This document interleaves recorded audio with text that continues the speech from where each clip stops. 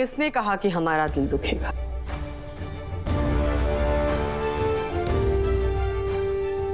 हमें तो इतिहास दोहराते हुए दिख रहा है। तुम्हारी मेहनत और लगन देखकर हमें वो पुरानी चंद्रिका याद आ गई, जो मुट्ठी भर हौसले के साथ अपना नया बिजनेस शुरू कर रही थी। मैंने अचार का काम शुरू करके गलती तो ना करती ना देव सर। ऐसा क्यों सोच रही हो? सब ठीक है ना?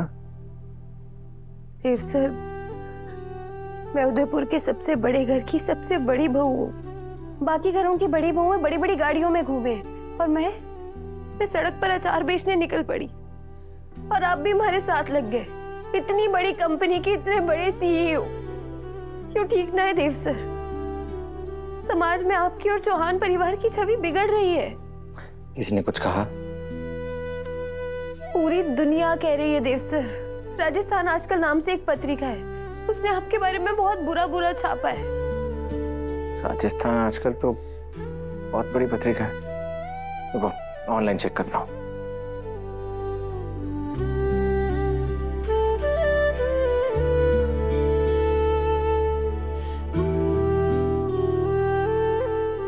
मासा ने देख लिया?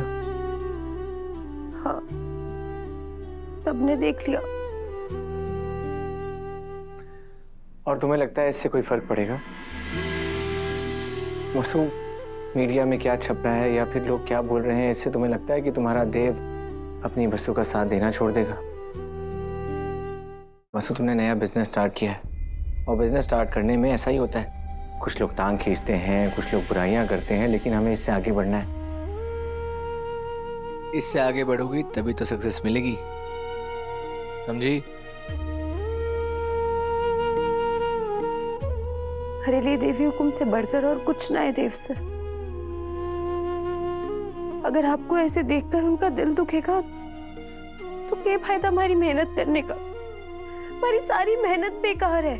ना करना हमारे को ऐसा बिजनेस। किसने कहा कि हमारा दिल दुखेगा?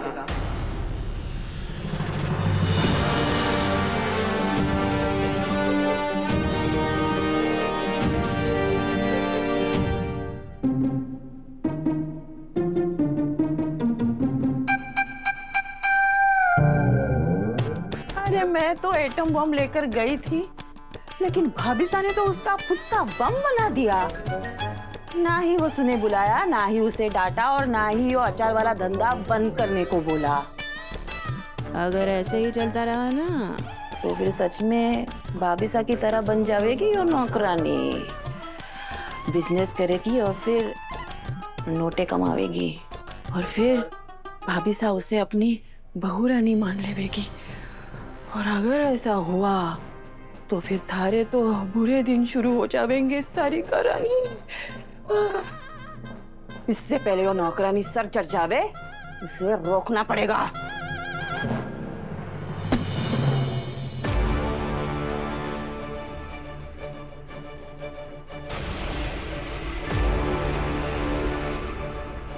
बताओ, किसने कहा कि हमारा दिल दुखेगा?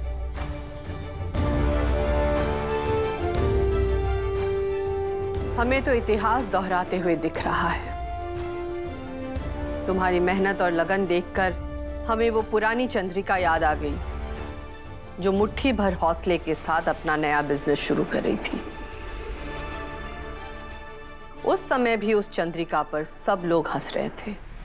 सिर्फ एक ही था जो उसका साथ दे रहा था, वो है उसका जीवन साथी।